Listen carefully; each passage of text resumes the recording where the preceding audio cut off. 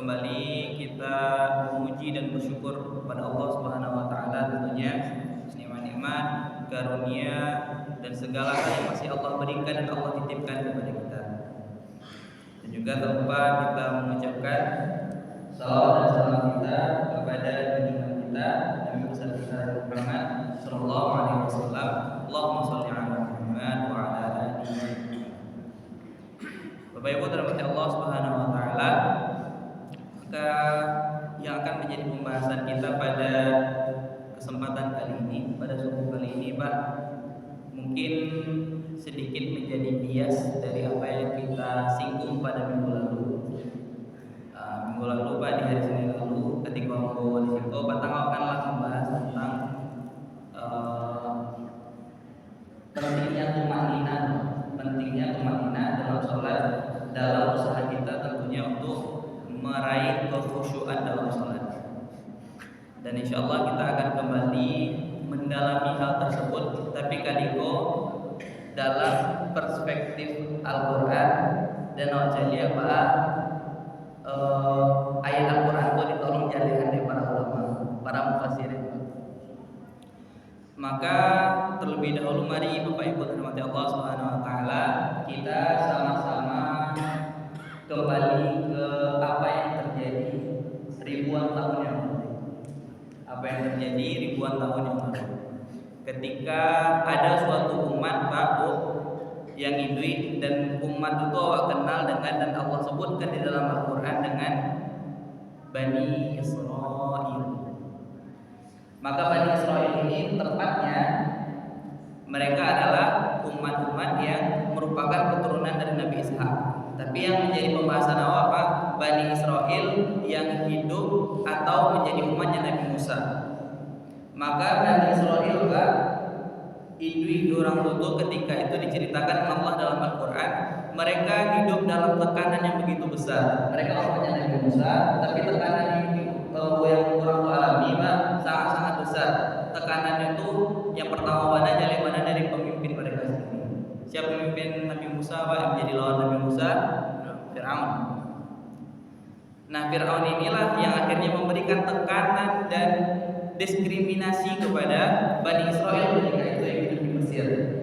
Dan bahkan bayangkan apa tekanan yang mereka alami, Bani Israel alami itu tuh, orang itu tidak mendapatkan perlakuan yang sama sebagai rakyat Fir'aun. Orang-orang kerajaan Fir'aun dan keluarga Fir'aun selalu mengintimidasi Bani Israel, walaupun orang tinggal di tempat yang sama di Mesir. Dan kemudian kita juga mengetahui ada peraturan pusat, kalau istilah ini nama perpu gitu kan, yang dikeluarkan langsung oleh presiden. Kalau itu Fir'aun yang mengaduan. Apa peraturannya waktu itu? Fir'aun itu pernah bermimpi kalau suatu hari yang akan membunuhnya, yang akan menggantikan posisinya sebagai raja adalah laki-laki dari Bani Israel. Akhirnya kecemasannya itu kalau ini peraturan pusat Pak, kalau ini peraturan langsung kalau setiap laki-laki dari Bani Israel itu harus dibunuh. Bayangkan apa derita ibu-ibu yang melahirkan dan mendapati anaknya itu laki-laki harus dibunuh. Barana depresi dan tekanan yang dihadapi dalam kehidupan Bani Israel umatnya Musa. Dan ketika Allah memberikan dan menceritakan tentang Bani Israel ini dalam surat Al-Baqarah, dan memang Bani Israel kan tidak selalu elok, banyak Allah mencela sifat dari Bani Israel, khususnya di surah Al-Baqarah, supaya dakwah diri. Namun pada kesempatan kali ini Allah yang menunjukkan betapa besarnya tekanan yang mereka alami, betapa rumitnya urusan hidup dan musibah yang sedang mereka ditimpakan kepada mereka. Allah memberikan solusi kepada mereka. Jadi ada rentetan ayat Pak di dalam Al-Quran di surah Al-Baqarah dari ayat 38, 37 sampai ke ayat 100 maksud Bani Israel. Tapi yang jadi pembahasan kita adalah ketika musibah yang begitu besar yang mereka alami dalam kehidupan mereka, baca Allah bagi solusi ke orang tua. Maka Allah mengatakan wasta'inu bis-sabri was-salat. Allah Pak, Allah tidak mungkin ala ya'lamu man khalaq. mencipta dan Allah pun tak akan mungkin tak mengerti soal ciptaan. Allah paling tahu kalau awak pun tak akan mungkin tak punya masalah dalam kehidupan. Itu mungkin pelajaran yang Allah berikan kepada Bani Israel, namun dijelaskan oleh para ulama, para mufassirin, setidaknya dalam kitab Ibnu Katsir, tafsir Ibnu Katsir, bahwa ayat ini bukan hanya diperuntukkan walaupun pembahasan awal tentang nasihat untuk Bani Israel, tapi ayat itu bisa pakai untuk secara umum. Nah, apa pelajarannya, Pak? Bahwa ya dalam kehidupan awakku banyak mungkin musibah-musibah yang awak rasa bareng bagi awak menjalaninya untuk menimpa awak. Mungkin dari masalah sosial awak, masalah rezeki awak, mungkin masing-masing awak punya yang masalah itu rasanya orang lain tak bisa menolong loh. Kalau sekedar minta tolong ke kawan, kawan awak tak menolong loh. Kalau minta tolong ke kerabat awak tak bisa menolong banyak loh. Akhirnya awak kadang butuh bantuan bukan lagi hanya dari sekedar makhluk, bukan lagi bantuan manusia biasa, kadang awak ingin bantuan sang pencipta atau di luar bantuan makhluk untuk balik dan Allah.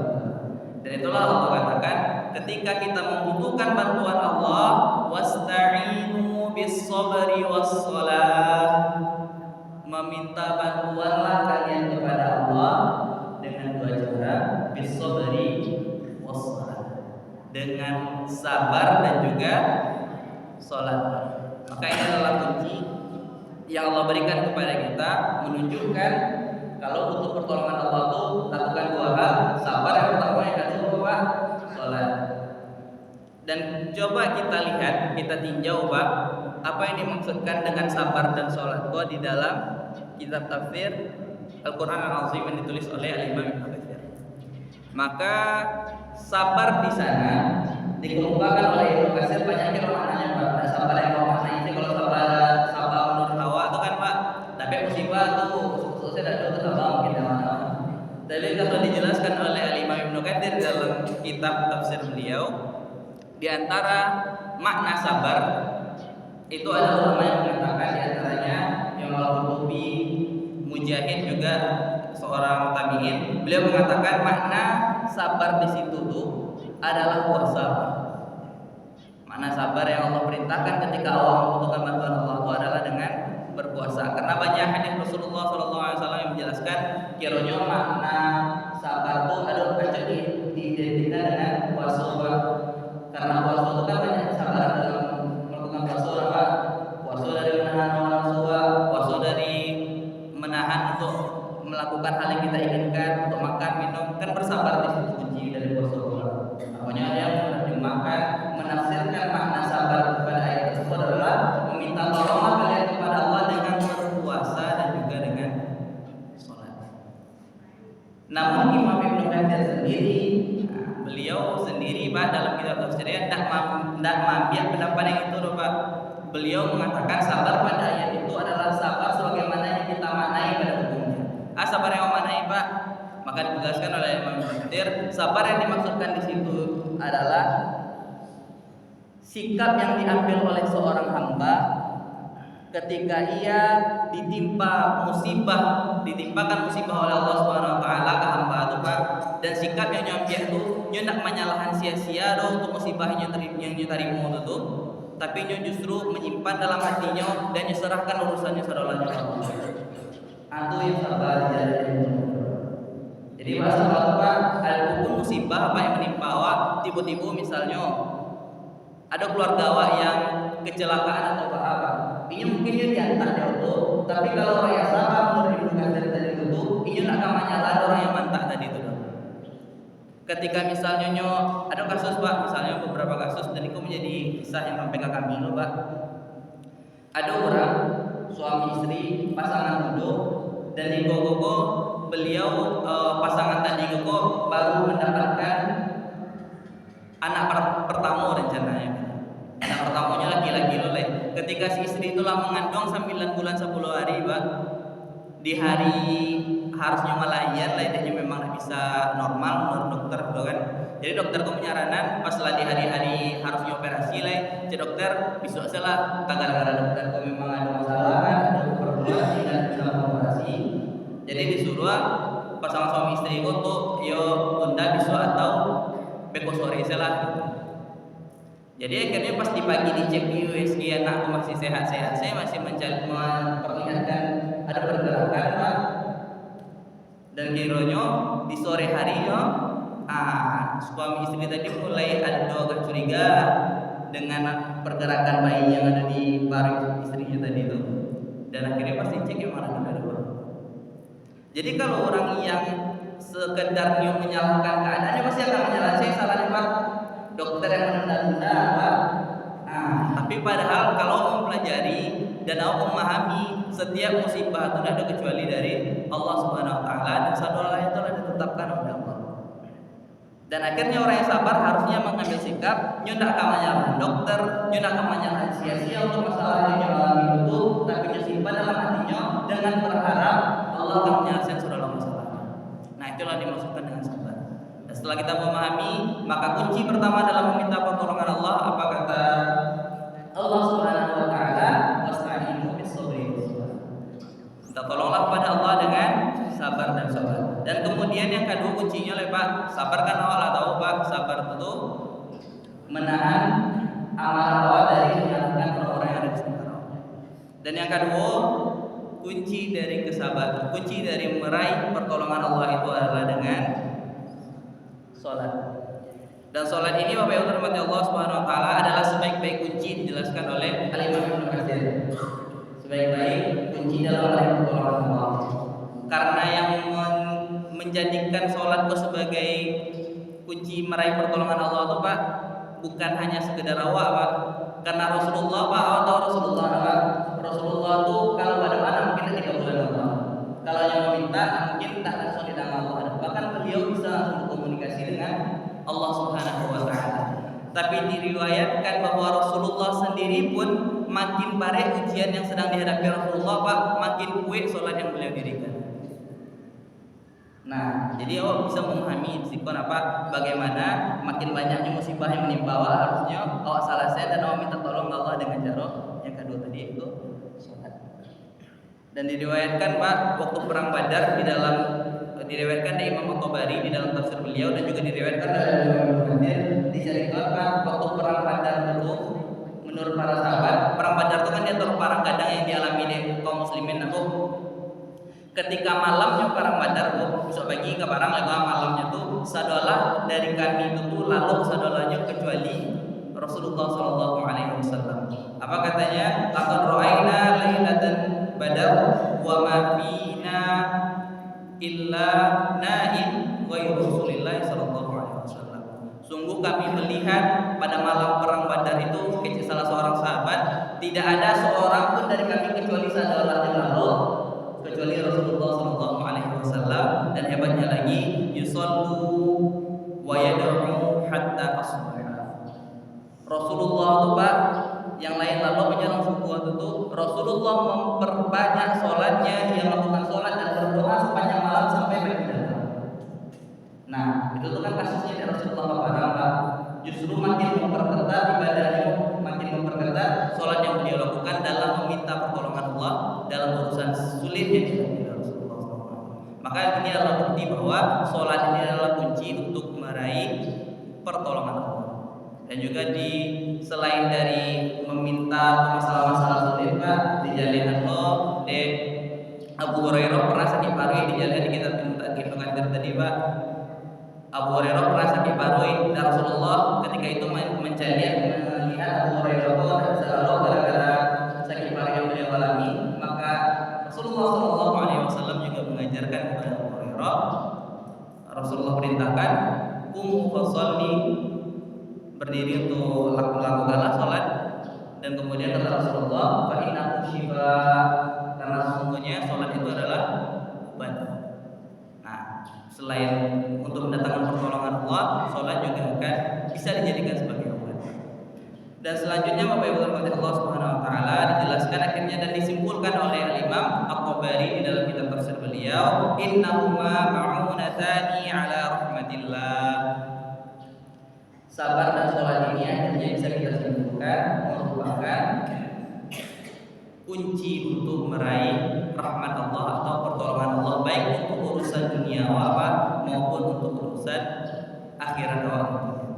Dan akhirnya Allah Subhanahu kita mencoba memahami setelah Allah memerintahkan kita untuk ketika kita membutuhkan pertolongan Allah lakukanlah dengan sabar dan sholat. Allah juga mewanti-wanti wa innaha lakabiratun illa 'alal khashiyin. Sholat dan sabar tadi tidak akan sadolahnya yang bisa melakukannya dong. Tidak sadolah orang yang ketika musibah itu bisa menghadapinya dengan sabar dong. Tidak sadolah orang tuh yang kalau nyudah masalah tuh larinya ke sholat. Banyak orang yang ketika mendapatkan musibah itu larinya ke lain-lain. Allah sendiri yang mengejar. Yang bisa melakukan mencoba meraih Allah itu dengan melakukan sholat dan sabar itu hanya orang-orang yang khusyuk kepada Allah Subhanahu wa taala. Dan ini yang menjadi pembahasan kita pada pekan lalu. Yang menjadi pembahasan kita yang tentunya kita ingin sekali bahasa bananya cara untuk khusyuk. Bahasa bananya cara menghadirkan kekhusyukan. Kalau khusyuk pertama jalan apa? Khusyuk itu adalah posisi ketika kita merendahkan diri kita serendah-rendahnya di hadapan Allah Subhanahu wa taala. Itu yang disebut dengan khusyuk. Awak sadar awak hamba, awak sadar awak butuh Allah, dan awak pasti akan merendahkan diri kita ke hadapan Allah Subhanahu wa taala serendah-rendahnya. Dan di definisi lain khusyuk itu adalah ketika kita sudah mentitikkan pikiran kita, hati kita dan seluruh gerak tubuh, gerak anggota tubuh kita itu kita titikkan hanya kepada Allah Subhanahu wa taala, itu baru khusyuk. Jadi kalau orang yang ngaku khusyuk dalam sholatnya tapi isi panganannya pas dalam sholatnya itu masih kamar-kamar kan, itu kecilnya saya khusyuk, tapi pada akhirnya ia belum khusyuk kepada Allah Subhanahu wa taala. Lalu kunci lain untuk meraih kekhusyuan ini Allah sendiri yang menjelaskan di dalam ayat yang sama di pada ayat selanjutnya, illa 'alal khashiyin alladzina yazunnuna annahum mulaqu rabbihim. Orang-orang yang khusyuk itu Pak, saya bisa meraih kekhusyuan kepada Allah Subhanahu wa taala. Dan asalnya yang bisa meraih khusyuk orang apa? Allah jadikan orang yang bisa khusyuk itu hanyalah orang-orang yang yazunnuna annahum mulaqu rabbihim. Kalau kita lihat di terjemahan Al-Quran Pak, maka akan diterjemahkan alladzina yazunnuna annahum mulaqu rabbihim itu adalah orang-orang yang mengira mereka akan bertemu dengan Allah. Ya kan tahu dulu tuh Pak, awak sadar kalau besok ada akhirat pasti kau sebut jalan Pak, awak akan diminta pertanggungjawaban atas semua yang kita lakukan, atas semua yang telah kita perbuat, sholat atau tidak awak, khusyuk atau tidak awak dalam sholat awak, pasti awak akan diminta pertanggungjawaban di hadapan Allah Subhanahu wa taala. Tapi di akhirat kan Pak. Namun menarik lagi adalah ketika dijelaskan oleh para tafsir, oleh para ahli tafsir bahwa khusyuk dan orang-orang yang yazunnuna annahum mulaqu rabbihim, mereka mengira bahwa mereka bertemu dengan Tuhannya itu Pak, bukan hanya terbatas ketika orang mengira pas sholat itu dia harus memantapkan sholat aku, dia bisa aku sholat kabar semuanya Allah di akhirat. Nah, tapi orang yang sempurna dalam kekhusyuan itu adalah orang-orang yang meskipun mereka hidup hari ini, meskipun mereka belum meninggal, meskipun mereka belum bertemu dengan Allah, tapi ketika mereka melakukan ibadah, mereka berpikir bahwa mereka sedang bertemu dengan Allah Subhanahu wa taala. Mulaqu rabbihim. Karena mulaqu Pak, kalau mungkin mendalami bahasa Arab, mulaqu itu bukan fiil Pak, bukan kata kerja. Mulaqu itu adalah isim, kalau istilahnya adalah kata isim. Nah, isim adalah kata benda yang di situ tuh bukan kata kerja. Jadi kalau diartikan akan bertemu itu kata kerja. Kalau jadi artinya orang-orang yang alladzina yazunnuna annahum mulaqu rabbihim adalah mereka itu adalah orang-orang yang akan bertemu dengan Tuhan mereka. Akan bertemu itu kan kata kerja. Tidak bisa sama nanya diartikan itu tuh dengan akan bertemu. Mulaqu itu adalah istilahnya itu idhofah sebenarnya itu Pak.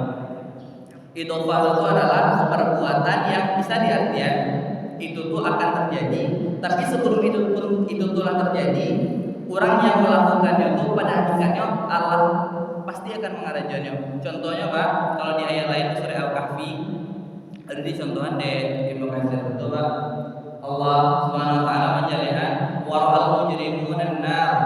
Ketika orang-orang kafir itu Pak mencari dengan waktu kampanye neraka di hadapannya Pak. Kalau mencari itu kan berarti ya kalau dunianya nak percaya neraka, tapi kalau mencari dengan mata itu Pak apa pastinya akan percaya itu neraka. Pastinya mereka akan takut muncul yo neraka gitu. Dan apa kata Allah Subhanahu wa taala? Wa zannu annahum waqi'uha. Timbangan katanya sama Pak, orang-orang kafir tuh pas lama mencari neraka aku akhirnya mereka sadar mereka adalah penghuninya. Tapi lah masuknya tuh alun ke neraka. Ini macam dia alunnya. Lah masuknya tuh alun gitu-gitu. Alun dengan bu. Tapi orang tuh menggunakan kata muwaqi'ah. Kami akan menjadi penghuninya, kami akan masuk. Jadi sederhananya Pak, kalau balian kayak awal tadi itu tuh alladzina yazunnuna annahum mulaqu rabbihim. Mereka itu orang yang khusyuk itu adalah orang-orang yang mengira mereka sangat yakin mereka akan bertemu dengan Allah, tapi tidak akan ada. Mereka tuh yakin dengan keyakinan seolah-olah orang telah mencari Allah walaupun mereka masih di dunia. Dan itulah yang akan melahirkan kekhusyukan dalam sholat kita. Ketika sholat itu awak yakin Allah sedang mencari awak. Awak yakin kalau Allah itu sedang menyaksikan awak. Kalau awak sadar seci hal pun mungkin main-main. Awak tiba-tiba gini kok ada gubernur datang atau bupati mengetuk pintu rumah awak, bu. Kira-kira yang awak lakukan, pasti awak akan memberikan servis, awak akan memberikan perhatian yang sangat-sangat tinggi ke bupati yang datang ke rumah awak. Mungkin awak ajak bupati itu duduk di meja tamu, mungkin awak lengah-lengah saja dong. Nah mungkin bupati mengicik awak membahas lain dulu, mengicik bupati masih mengicik jo, awak jo anak awak atau yang mana mungkin awak. Pasti 100% atau 1000% perhatian awak itu pasti awak agian kan bupati atau gubernur yang datang ke rumah. Dan model dulu Pak, ada yang awak benar-benar menyadari ayat itu Pak, alladzina yazunnuna annahum mulaqu rabbihim. Yubana sadar awak kalau awak sedang sholat itu, awak sedang beribadah itu, awak sedang berhubungan dengan Allah dan sedang mengicik langsung jauh dengan Allah. Dan mungkin awak akan serampangan di dalam sholat Pak. Dan mungkin juga awak memikir dunia juga pas awak sedang melakukan sholat, padahal kita sendiri pada hakikatnya sedang bertemu dengan Allah Subhanahu wa taala. Dan ini tentunya yang menjadi pelajaran, mudah-mudahan Bapak Ibu Allah Subhanahu wa taala yang dapat kita ambil hikmahnya. Jadi mau pada pagi hari itu Pak, untuk bisa terapkan dalam kehidupan awak. Yang pertama itu apapun masalah awak, salah saya masalah awak itu dengan sabar dan sholat. Tanamkan kesabaran dalam hati awak. Apapun yang Allah timpakan ke awak itu, la yukallifullahu nafsan illa wus'aha. Apapun masalah yang sedang awak hadapi itu tuh tidak kalah dia kadang daripada kepercayaan Allah ke awak. Karena Allah mengatakan kurang betul akan ada musibah kecuali pastinya sanggup untuk menanggung musibah yang mereka alami. Dan selanjutnya selain sabar Pak, ketika menghadapi musibah itu minta pertolongan Allah dengan sholat. Kalau lah sabar awak, lah sholat awak tidak akan mungkin pertolongan Allah itu tidak akan datang. Maka minta tolong kepada Allah dengan sabar dan sholat. Dan seterusnya juga perbaiki sholat kita, lahirkan kekhusyukan dalam ibadah kita itu dengan tentunya dengan cara yakin bahwa dalam ibadah itu, kalau ibadah yang sedang mengerajut tubuh pada hakikatnya adalah interaksi secara langsung awak dengan Allah. Dan bisa-bisa di hari kiamat dia masuk Allah terlupa. Tapi dalam ibadah dalam sholat itu awak pada hakikatnya sedang berbicara dan sedang berinteraksi langsung dengan Allah Subhanahu wa taala. Mudah-mudahan ini dapat menjadi pelajaran bagi kita semua, dapat tentunya kita terapkan dalam kehidupan keseharian kita. Banyak maaf Bapak Ibu Allah Subhanahu wa taala, bila taufiq wal hidayah. Assalamualaikum